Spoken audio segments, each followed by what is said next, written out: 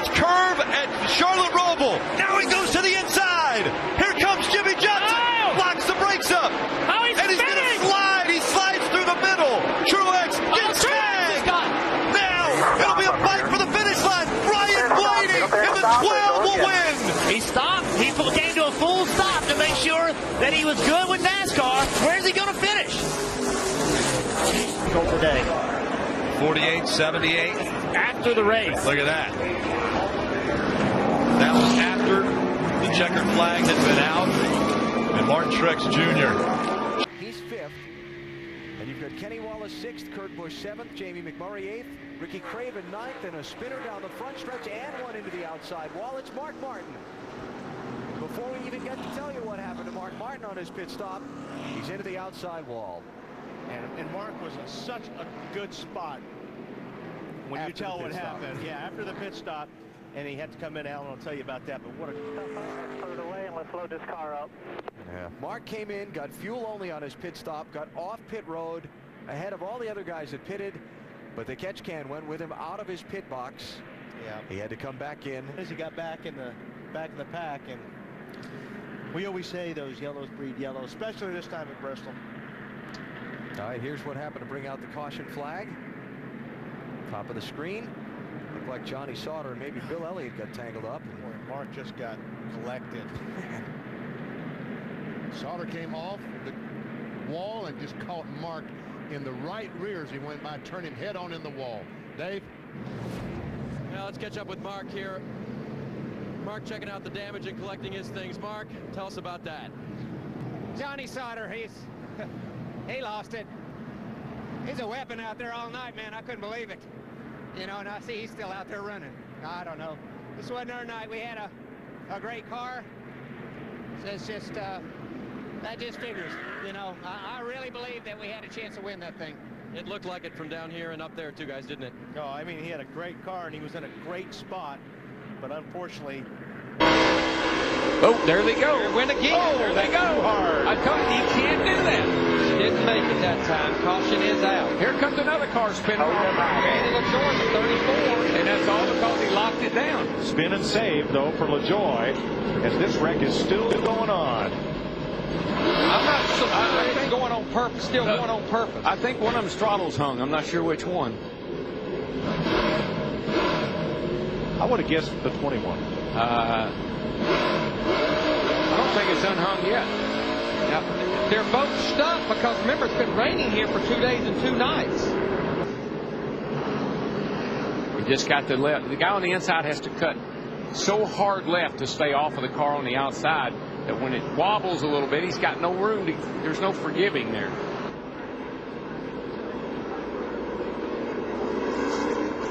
The number 57 driver, crew chief, and spotter have been invited to the NASCAR hauler after this race for discussion. Kyle Busch has been up in the transporter, and Kyle, what happened out there?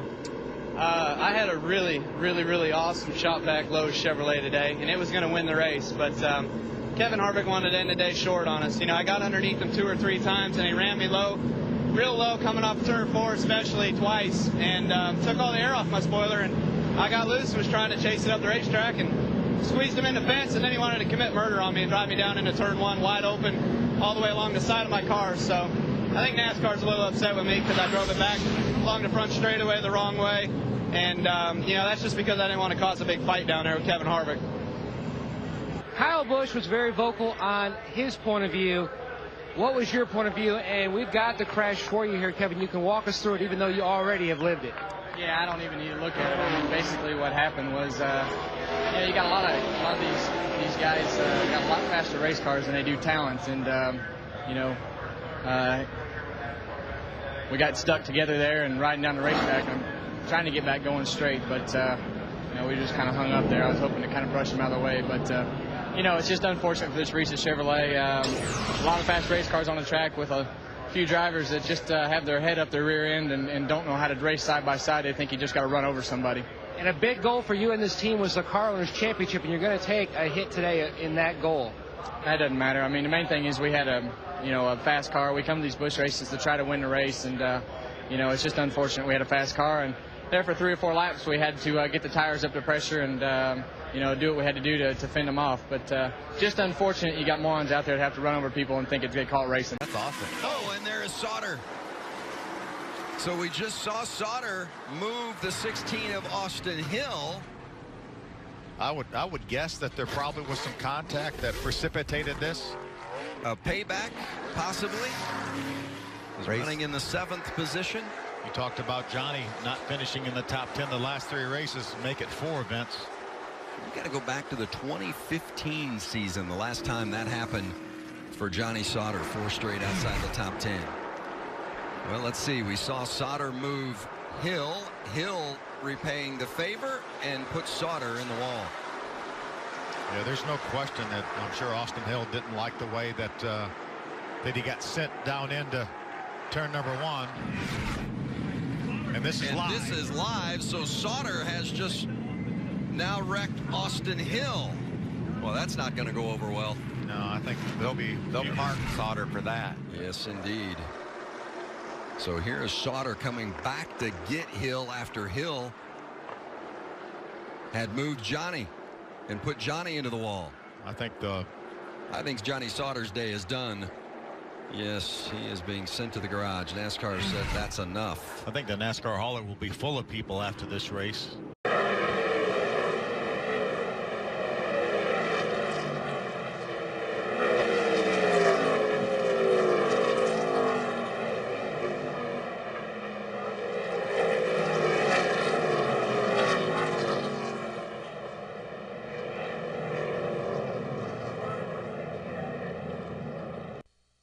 There you go. Right there. Right there. That's perfect. Perfect. Yep.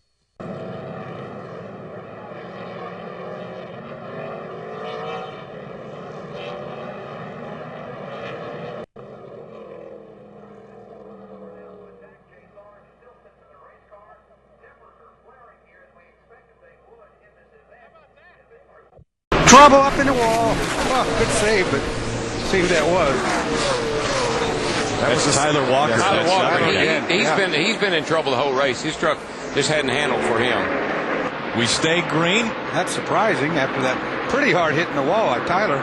Tyler Walker. Oh, and the caution flag now comes out. Brandon is around. Big problems. Our point leader gets spun around and hit hard into the wall. I don't believe it. All because they were coming to the yellow. Oh, and he hit very hard. My. Oh, my goodness. Brian Reffner coming in with the number 80 as Brendan Gaughan was sliding to the inside of the track. Not happy. The championship just slipped out of his fingers. And he knows it, and it's the worst feeling in the world. He just wants to go somewhere and hide. So close. So close. The man drove so well all year. Again, not of his own making. Just in the wrong place, wrong time. Been in the right place all year long. Happened that time. You have nothing to be ashamed of. You had a boy. Brendan knows he was number 1 today. You did it, man. You had a great year. He's got such a great car driver, but a good friend. Brendan, this morning I said I didn't think that the other team trucks would be a factor. I'm glad you're okay if you are, and other than that, I do not know what to say. Neither do I, Barry. Pretty calm most of the time. We had a Dodge that could win the championship, and Jimmy Smith can kiss my ass. There you have it. I really feel bad for you. 5, 4, 3. Here we are.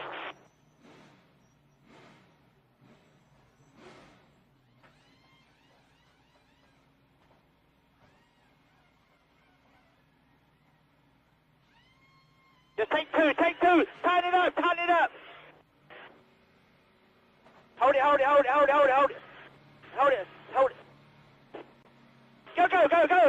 Go. Put 4 on it. You motherfuckers.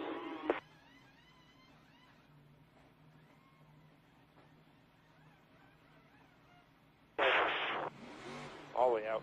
4,400. And we're on fucking sleazy ass motherfucking tires. God damn it, you fuck!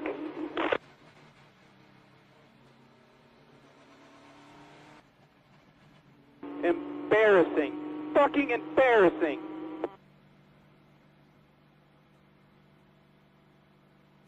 That's all we've been this year, is a big fucking embarrassment. God damn it, can't we get our shit together? For fuck's sakes. That really hurt us badly. So Strong top 5 finisher this afternoon. And wait a minute, Jimmy Johnson. I was inside of you. I was inside of you. Please don't play. You ran into the back of me. I didn't run, dude. I was inside of you. I was inside of you. You better watch it, dude. If you want to talk about it, we can talk about it. I just did. On lap 203, chase contender Denny Hamlin made contact with Kyle Petty. Sparks flew both on and off the track.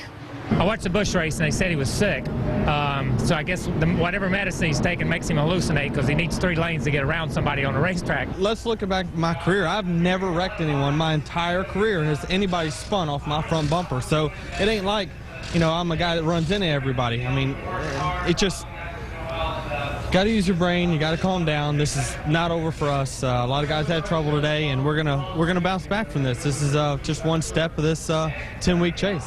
Waiting in the wings. Here's Keselowski on the inside. Carl Edwards, can he make it stick on the outside? Brad thought he had the best car all night. Took the inside line in the restart. This is going to be down to the wire. Oh, they touch. He spun out. Carl gets into Keselowski. Carl Edwards will win. Checker flag. You are the man. He deserves it. Good job. I just hope Keselowski's okay here. That was a hard hit, guys. That was ugly. Wreck behind you. Just slow it down. Ugly. Slow it down. There's a big wreck here. Big contact on Keselowski as the other cars racing to the finish came to the line. Keselowski got spun around hard. Carl Edwards going for the win. We're gonna have plenty to talk about here. Well, there's no question. Damage to the 60 as they came to the line. And there's Brad moving around in the 22 car. The only thing, victory lane right now. There's Carl getting out, and Shannon Spake is there. Well, I looked in the car. There goes Carl. And the crowd is loving it. Signature backflip, Carl Edwards. 3rd win here at Gateway. I know this is a huge win for you. We got to ask you what happened with you and Brad on that last lap, though. I just couldn't let him take the win from me. My guys worked way too hard for that. We had a great restart. My guys built me a great car, and we came to the checker flag. And I hate to see stuff tore up, but we came here to win. And he took it from us there in turn 1. And just an awesome race. I can't thank Copart.com enough, Fastenal, and Aflac. Aflac's always got me under their wing, and I just really appreciate their support. So, and thanks to the fans. Thanks for coming out here and braving the hot weather. And, you know, I'm sure some of them don't like that win, Brad Keselowski fans and stuff, but, man, I just couldn't let him take it from me. I had to do what I had to do. This is definitely going to be the Brad and Carl show going to the end of this season. Do you think that this win, the way that this win happened, will set up the way that you guys will race each other moving forward? I hope not. I mean, the deal is we raced really well there, I don't know, for 10 laps straight or something earlier in the race. He just went in, he just got in over his head and tried too hard, and it was at my expense. So that was at his expense, and we got our win. But I think he could have got me without hitting me. I think his car was good enough. We could have been side by side across the finish line, and I would have much rather had that. But we got the trophy. Congratulations, Carl. 3rd win here at Gateway. He's going to celebrate big tonight. Bob Keselowski back here at the Care Center waiting for his son Brad to come in. And Bob, you came up. What was your view on what happened on the final lap? Brad got into Carl, getting out on turn 1, racing him. They bumped, they rubbed, typical rubbing racing deal. Carl flipped out like he did at Atlanta and tried to kill the kid. I'm sick and tired of this. I'll get my own damn uniform back on and take care of this. He ain't going to kill my boy.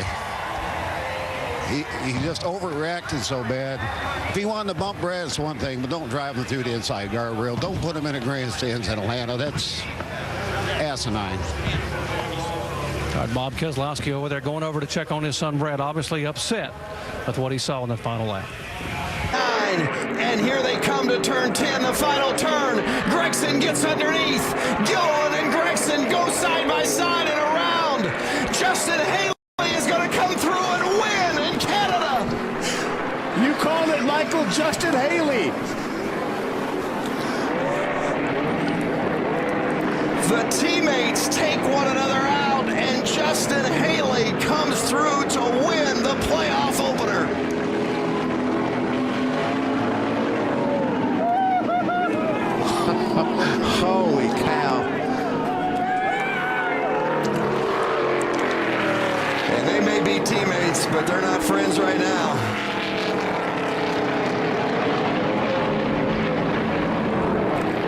And look who's also upset.